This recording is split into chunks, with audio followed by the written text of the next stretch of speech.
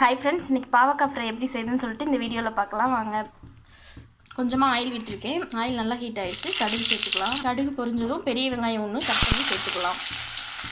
வெங்காயம் இந்த மாதிரி வதங்கினாலே போதும். இப்போ நம்ம கட் பண்ணி வச்சுருக்க பாவக்காவை சேர்த்துக்கலாம். கொஞ்சமாக சால்ட்டு சேர்த்துக்கலாம்.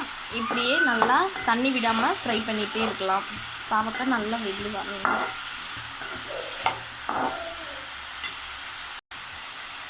கொஞ்சமாக சாம்பார் தூள், கொஞ்சமாக வரமிளகாய் தூள், இது மட்டும் போதும். இந்த மாதிரி செஞ்சு பாருங்கள், கசப்பே இல்லாமல் ரொம்ப டேஸ்ட்டாக வரும். இப்போ பாவக்காய் நல்லா வெந்து வரட்டும்.